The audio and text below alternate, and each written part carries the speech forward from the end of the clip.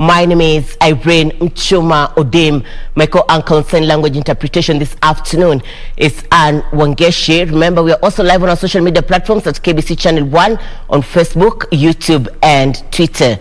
Now, President Kenyatta last night commissioned 5 new hospitals in Nairobi County and directed them to offer 24-hour services to residents.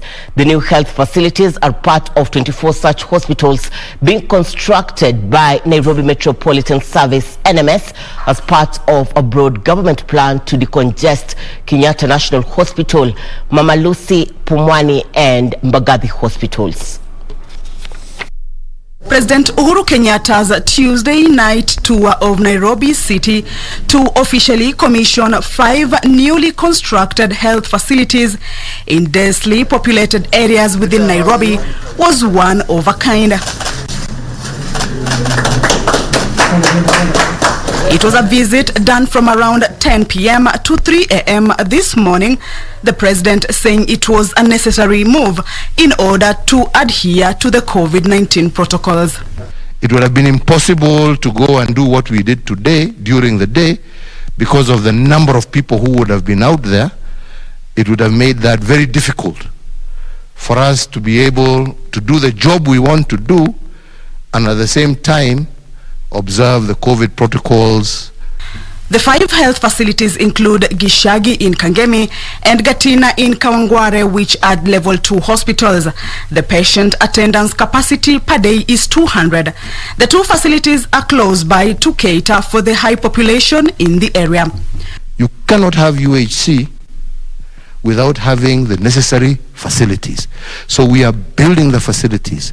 So tukiwaambia register as NHIF, tunakwambia register as NHIF kwa sababu tuko na hospitali hii ambayo unaweza kwenda na kupata ile matibabu ambayo unataka.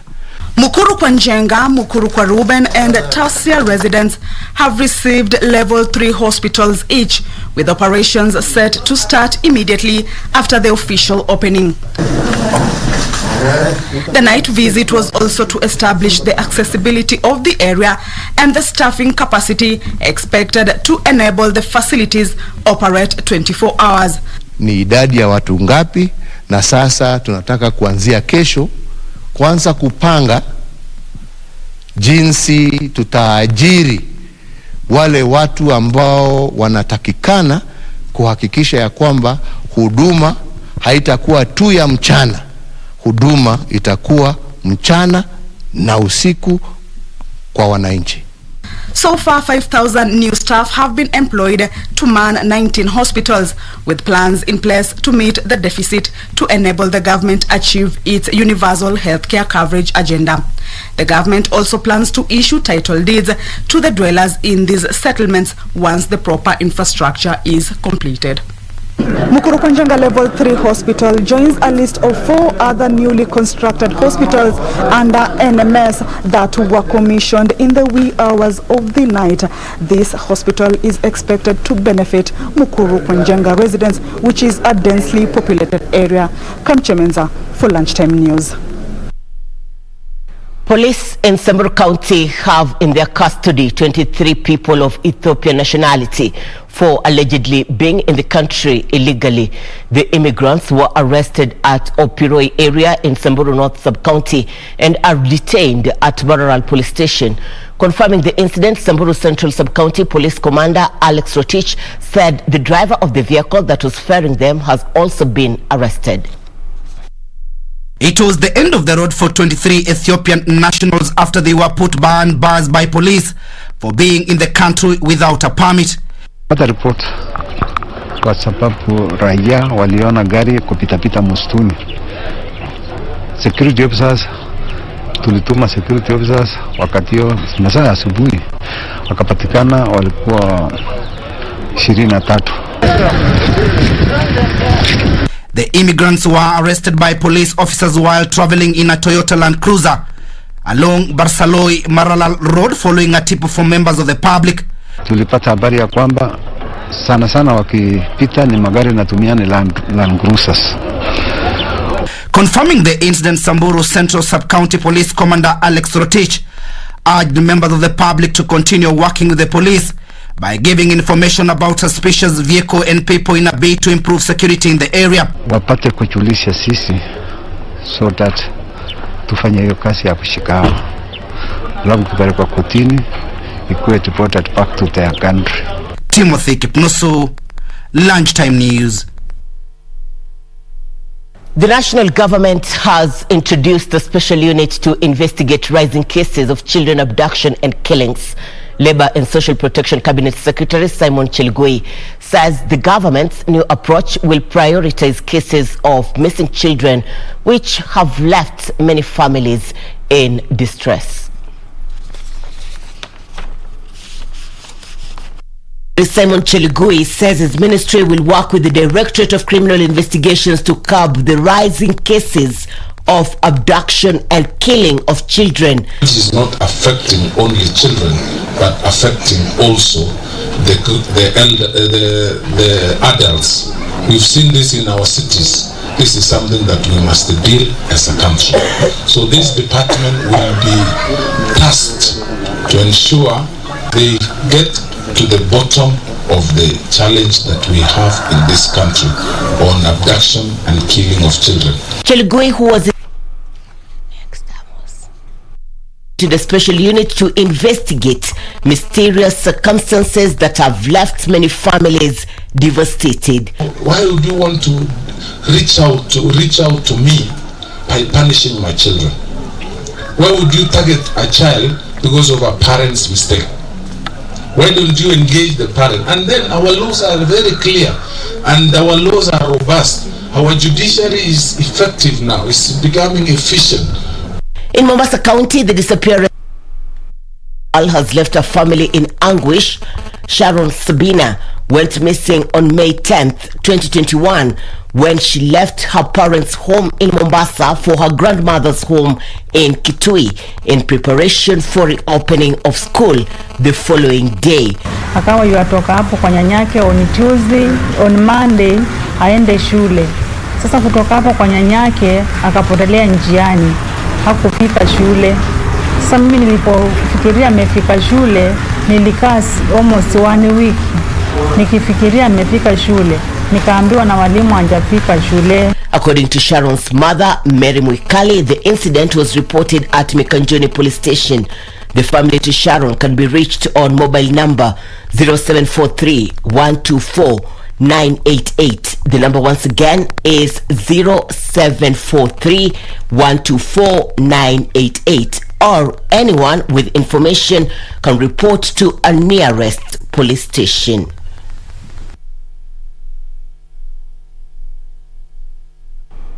Here in KBC, we wish all the best to the family of Sharon. Now to Kakamega County, police in the region have arrested a man in connection with bang worth 100,000 shillings found growing in his Lukuyani home. The 26-year-old was apprehended in his home where 360 stems of narcotic plants were uprooted from his farm. So his sub-county assistant chief Bonventure Lugado says Manasseh Amwai was arrested following a tip-off from members of the public. The suspect is expected to be arraigned in court later today.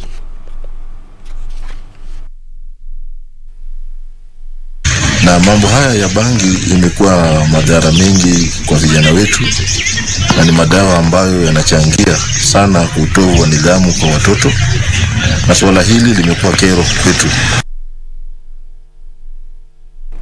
Nakuru County government now wants a fresh audit done on the troubled ADC farm in Naivasha so as to resolve the protracted land disputes. According to the county government, double land allocation was to blame for the perennial clashes that has led to deaths and property worth millions destroyed in the last 20 years. Have clashed over the former government land that is located in the Bibi area of Naivasha due to double allocation and lack of legal ownership documents. And to address this, Nakuru Governor Lee Kinyanjui said the county will hold a land clinic with the National Land Commission and the land registrar so as to resolve the dispute. Kila mtu ambaye ako na hiyo allotment letter inakuja inaonekana, tunaleta survey so that in another 6 months angalau wale ambao tunajua na hakuna kesi yoyote, we can be able to give them their title. Kinyanjui was optimistic that the dispute will be resolved within 6 months so that landowners will get their title deeds. Sasa tumewapatia advance notice. Ili kama ulinunua, tafuta sale agreement iko wapi. Kama wewe uliuzia hii watu yako 10 ama 15, whatever the case, look at that document.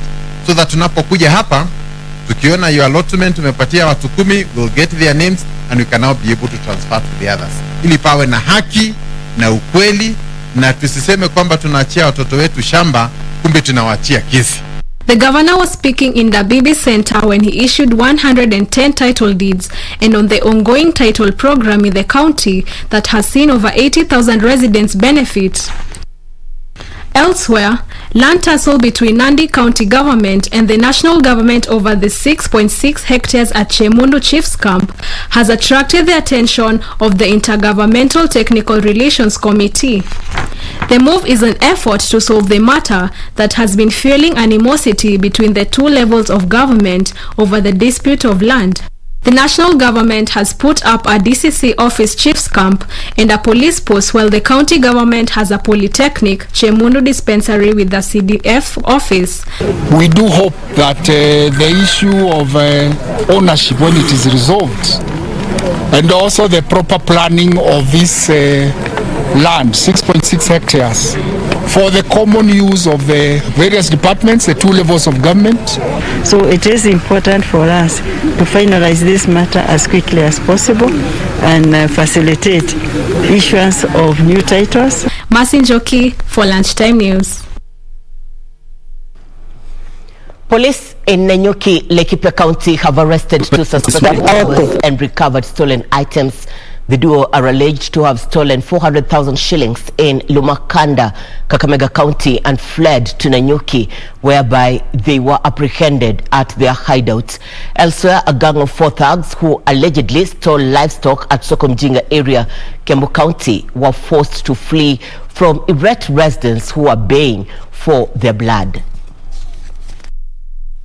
2 suspects are in police custody for allegedly involving in robbery. Acting on intelligence from the DCI in Lumakanda, the team of detectives intercepted a motor vehicle, Toyota Ractis of registration number KCX 844V, where 2 occupants were arrested. One of the suspects claimed to be a police officer attached to Garissa Police on border patrol, whereas the other suspect is from Eldoret. Confirming the incident, County Criminal Investigation Officer Francis Wanjao revealed that 2 more suspects managed to escape during the raid and are still at large. Unapeana details za kitambulisho ili uweze kuingia into contract. Wanatumia hizo details unapeana na wanaweza kugenerate card nyingine ni kama ni wewe, na kwa sababu watu wengi mashinani hawana habari, unapata wamefungua laini kwa majina yako na wanaweza kuingia kwa banki zako na kuvuruta pesa zako. Elsewhere, a gang of 4 thugs who allegedly stole domestic animal at Sokomjinga area, KIAMBU County, were forced to flee for their dear life from irate residents who were baying for their dear blood. Kwa bahati tukaona pahali gari ilikuwa inapiduka, majirani wakaona ng'ombe zilikuwa zimechinjwa, tukapiga duru na tukaweza kugojea hiyo gari, tukaigonga na mawe na hatimaye ikasimama, lakini wezi walifanikiwa kutoroka. Angry residents set ablaze the car, which is believed to have been used to commit the felony in early hours of Wednesday. Wakazi wa hapa tunakaaga tukiwa na hofu sana, kwa sababu wizi wa ng'ombe umeenea sana. Tukikaa kama mwezi mmoja tunaibiwa mambo kama haya, na kuna wizi wa kuku bado unaendelea. The drama started when a local farmer, Gitahi Mwaura, woke up at 4 a.m. to milk his cow, only to find it was not in his shed, upon which the search was mounted by neighbors. Kuna watu wameibiwa kuku, wameibiwa hata chakula ya shamba, wanaiba, tukipata kitu wanakuja wakafuna yote. New Isiolo County Commissioner Geoffrey Omoding is calling for concerted efforts in eradicating criminal activities in the region. Omoding says he is fully committed and prepared to deal with the insecurity menace that the county continues to grapple with. Geoffrey Omoding has officially taken office, replacing Herman Shambi as the new Isiolo County Commissioner. Shambi now moves to Nandi County, swapping roles with Omoding, who now takes up the role of chairing Isiolo County Security Committee amid rising cases of ethnic clashes. Wote tushirikiane tuhakikishe the challenges ambazo tuko nazo tunaweza tatua hizo challenges. Na approach yangu ni kwamba kila mtu ajibike kwa kile kiwango yeye hapo. Omoding says he will pull all stops to deal with criminals and promote harmonious living. He will embrace those people who will champion peace, and he will be harsh to those people who are going to promote violence. Because we want to have a peaceful country, a peaceful county, whereby everybody must contribute to the development and for the prosperity of this great county. During the handover ceremony, Shambi appealed to members of public to cooperate with the new county commissioner in order to ensure the security situation, especially along the borders, is improved to protect lives and property. Mambo ya usalama ni wote ni washikadau. Ndio maana serikali ikaja na mpango wa nyumba 10 ili kila mtu aweze kuwajibika katika kule mashinani. Na kazi yao mwananchi ni rahisi, ni kutoa habari tu. KAJIADO County government has raised concern over the high number of malnutritioned children in the county that it says was adversely affecting early childhood development. According to a recent survey report, it was established that malnutrition stands at 22%, while 1 in every 4 children is stunted.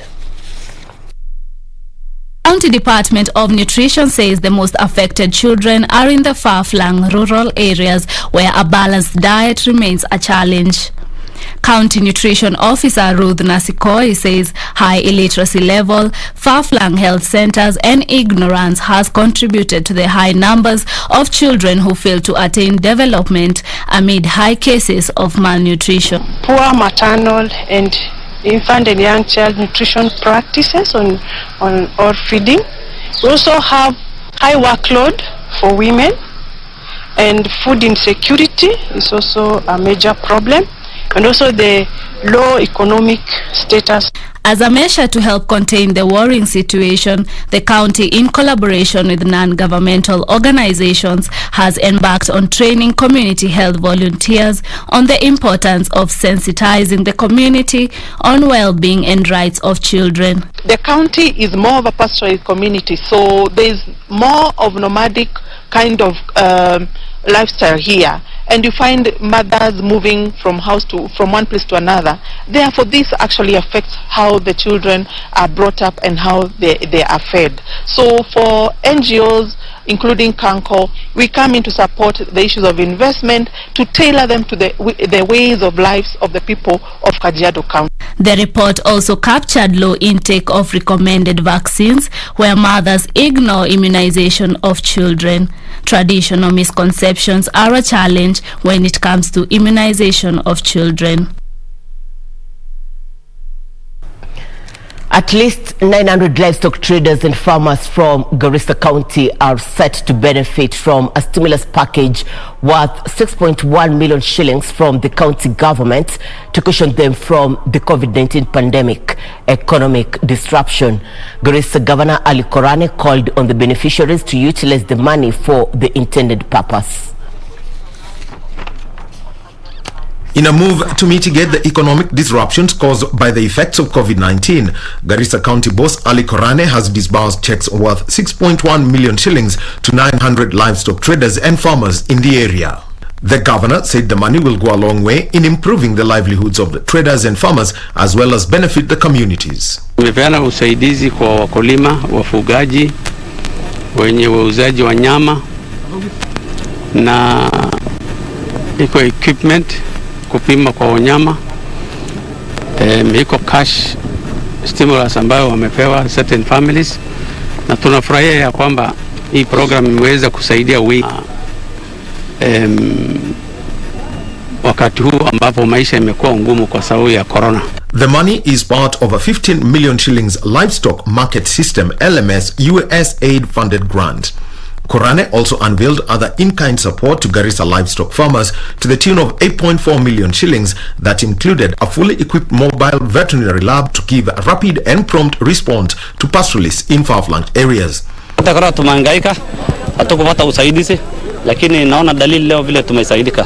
Other items were 20 sets of hand-washing equipment, 50 sets of protective gear, and equipment for livestock markets, butcheries, and slaughterhouses.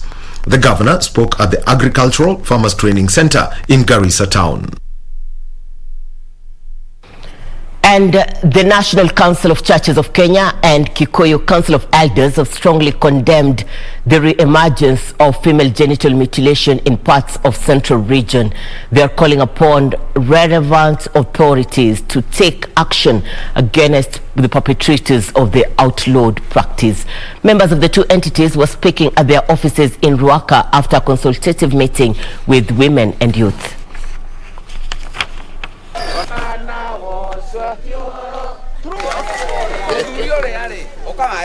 Our women are beautiful the way they are, and we don't need any other surgery on them for that matter to look beautiful. And I think that is why Kikuyu women are attractive to all communities, because they are beautiful in the way they are created by God.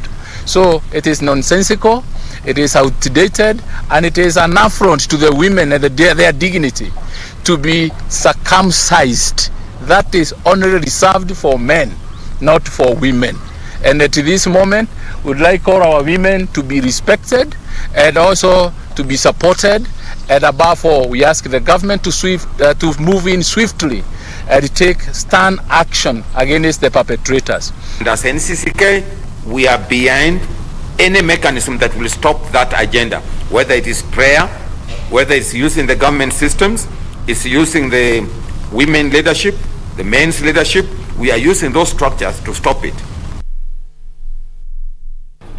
Busia County Government has embarked on an ambitious project of improving health service delivery through infrastructure development to ease congestion at Busia Referral Hospital.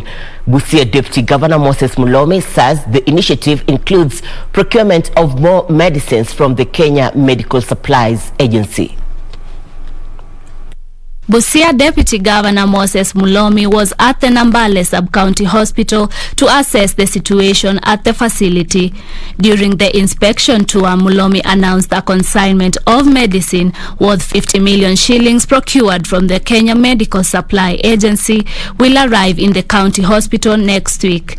Kwa muda mrefu hatukuweza kupata huduma kutoka kwa KEMSA, lakini wametuambia kwamba within 2 weeks wataweza kutupatia madawa ya 52 million ambazo zitaweza kutusaidia kustahimili mahospitali kwa muda wa miezi mitatu ili tuweze kufanya order nyingine. Meanwhile, Taita Taveta County Health CEC John Mwakima is calling on residents to register with the National Health Insurance Fund in order to access affordable health care services.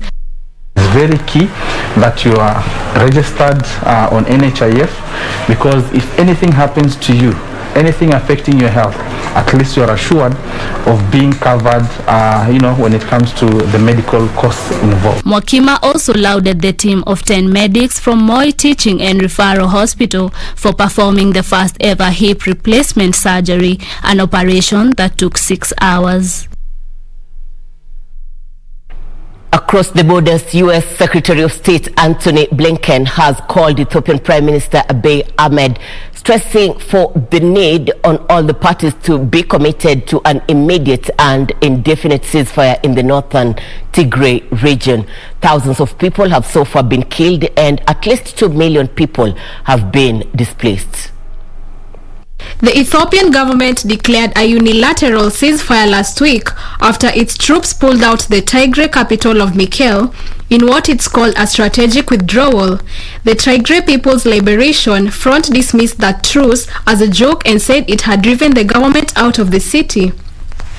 U.S. Secretary of State Antony Blinken called for commitment to steps outlined by the UN Security Council last week, including the withdrawal of both Eritrean and Amhara forces from Tigray and the establishment of a process to hold those responsible for human rights abuses and atrocities accountable.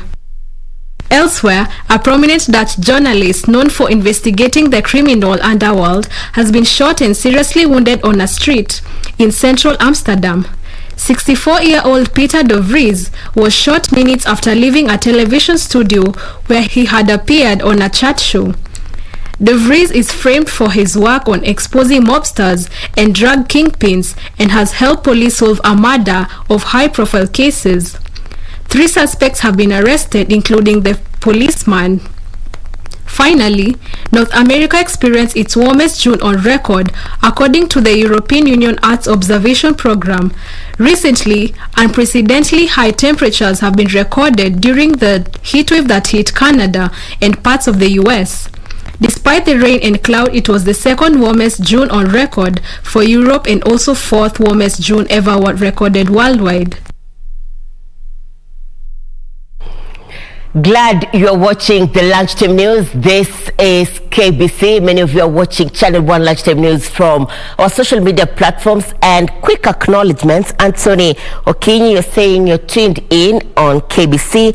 Nicholas Kibande, we're watching all the way from Hamisi in the county of Vihiga. And Brian Wamboki, you're watching from Webuye. And also Tobias is saying you're tuned in to KBC. We're taking a short commercial break. We'll be back with more. Stay with us.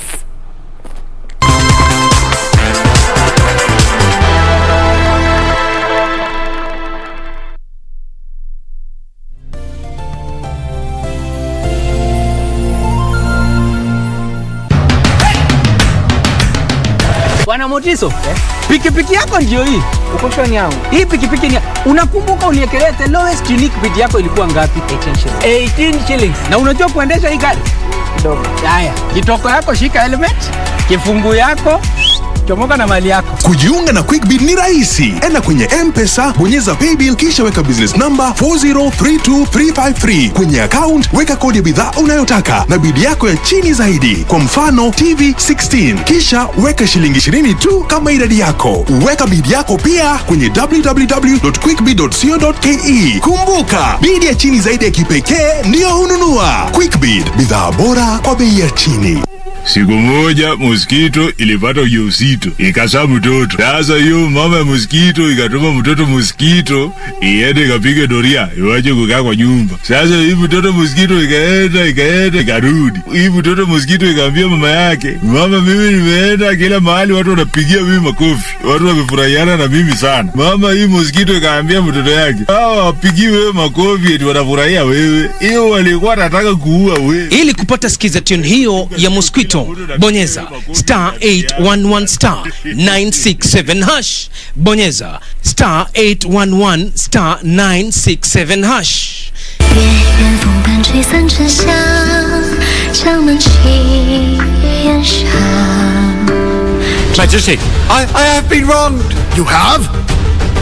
Do you think I will believe you or believe my own brother? If you confess right now, I'll only punish you alone. But when I find evidence later, your family will be killed. It seems to me that he just said, Uncle. Uncle, you were right. That's our best opportunity to kill him. Quickly bow.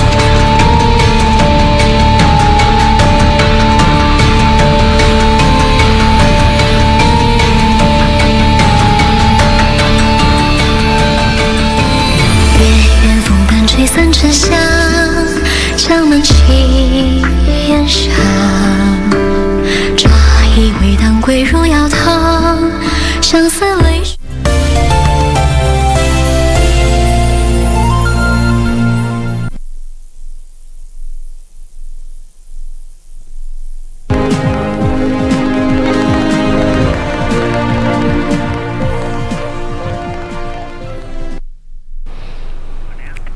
Welcome back. Time for business news. The Council of Governors wants Integrated Finance Management Information System, IFMIS, improved, or the National Treasury introduce a new payment platform altogether.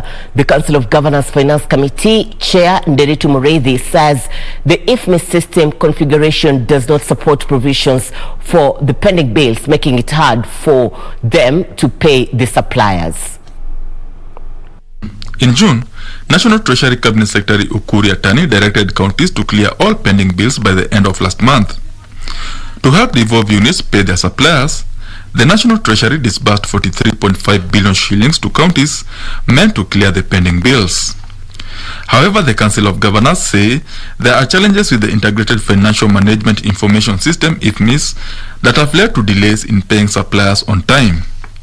The governors say the configuration on the IFMIS do not support provisions for pending bills, making it difficult to account for the payments. The county governors are now calling for an efficient payment platform that reflects the amount paid to suppliers and keep track of the pending bills. They are calling on the National Treasury to consider retiring IFMIS and procure a system that can adequately monitor and capture county spending and make provisions for multiple entries.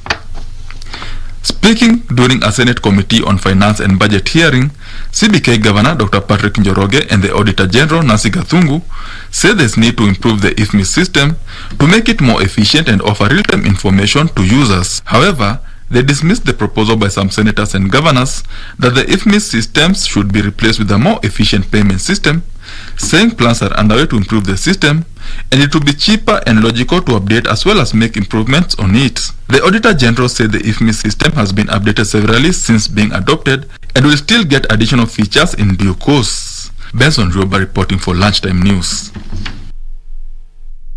Kenyan-based fintech startup KOA has rolled out an app enabling customers to save as little as 100 shillings and access to low-risk investment opportunities offered by Britam Asset Managers. KOA's co-founder Delilah Kidano says the app is designed to offer Kenyans an easier way of actualizing personal savings goals and encouraging more people to gain control of their finances. Between KOA app and Britam Asset Managers is the first of its kind, the market for a digital independent financial advisors agreement. We've spent time studying the market, we've spent time researching the market, and one of the big facts that we realized was there's a demographic shift with a lot of young customers coming in to the adult age, starting to get their first job, starting to get their salaries, having mobile phones. And I think for us, one of the big realizations was understanding that retail investors today aren't as common as institutional investors. The KOA app makes it easy for customers to instantly save with the Britam Money Market Fund and trace their investments. 90% of the population uses mobile money today. So it's not something new that we are reinventing. I think our goal was bridging the gap between mobile money and between high interest accounts, giving users the opportunity to save and invest their money and earn 8 to 10%. With this particular partnership, we intend to ensure that we distribute this product to reach the mass market. So using the mobile phone. Through the partnership, KOA users can start saving with as little as 100 shillings with Britam's Money Market Fund. The demographics are the same in multiple countries, be it in Kenya, be it in Uganda. There's a growing youth population, there's a growing demand for digital financial services, and our role at KOA is to shift people away from traditional, manual, cumbersome processes onto something that they know. The latest Geopol survey shows that a third of Kenyans save with mobile money, being the most popular savings platform, followed by bank accounts and then chamas. Internationally, two of the world's biggest airlines will try fast-track lanes at UK's Heathrow Airport for fully vaccinated arrivals. Under the scheme, passengers from some countries will be able to upload their vaccination status before boarding. The trial by British Airways and Virgin Atlantic comes as the aviation industry calls for quarantine-free travel to the UK from lower-risk amber list countries. Here now are the details of this and other stories from across the borders. The trial at British Airways and Virgin Atlantic, due to start this weekend, will allow passengers who are fully vaccinated and traveling on selected flights to Heathrow from Athens, Los Angeles, Montego Bay, and New York to show proof of their vaccination status. People taking part will be able to use a dedicated arrivals lane at the UK border. It is hoped the trial will reassure the government that airlines and airports can check vaccine status away from the border, which will reduce pressure on the UK immigration halls. The trials will accept internationally recognized vaccination credentials, including the NHS app, CDC card, US state-level digital certification, and the EU digital COVID certificate. Meanwhile, the Pentagon is scrapping a multi-billion-dollar cloud computing contract, which sparked a row between Microsoft and Amazon. The US Department of Defense said the contract no longer met its current needs due to the shifting technology environment. Microsoft was awarded the contract, but Amazon claimed former US President Trump had influenced the decision. Amazon and Microsoft will both have the opportunity to bid for a new contract. After Microsoft won the massive Joint Enterprise Defense Infrastructure contract, it drew complaints and a legal challenge from tech rival Amazon, which claimed that the choice was politically motivated. Finally, tech firm Samsung Electronics says it expects its quarterly profits to rise to 53% amid a global chip shortage. The world's biggest memory chip and smartphone maker forecast operating profit of $11 billion for the 3 months to the end of June. It said strong demand for memory chips had offset weaker sales of devices due to the shortage of the components. Samsung co-chief executive Ko Dong-jin told shareholders there's a serious demand imbalance in supply and demand of chips in the IT sector globally. He said Samsung was working with overseas partners to meet demand as global shortages caused supply disruptions. Brian Munyoki, Lunchtime News.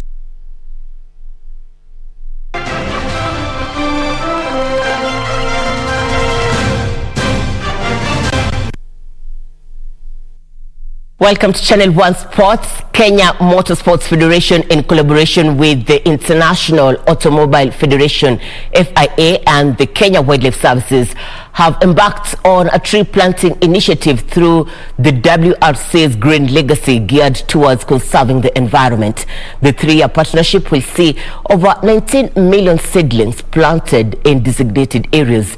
The project will also see proper management of waste in various wildlife tourist sites in Kenya.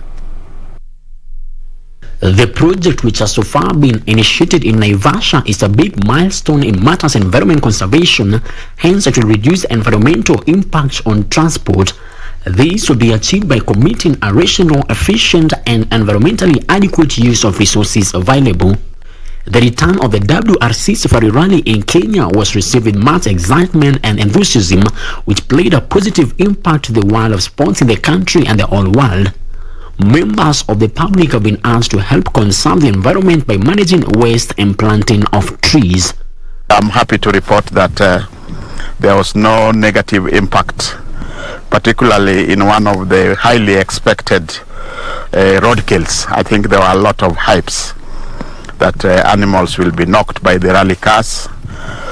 Animals are very intelligent and beings also, just like us. They will always avoid where human impact is high. Frederick Muki for Channel 1 Sports. England manager Gareth Southgate has challenged his players to make history by beating Denmark tonight in the second Euro 2020 semi-final to reach the final for the first time. England are 1 win away from the first major tournament final since 1966 after reaching the semi-finals of Euro 2020.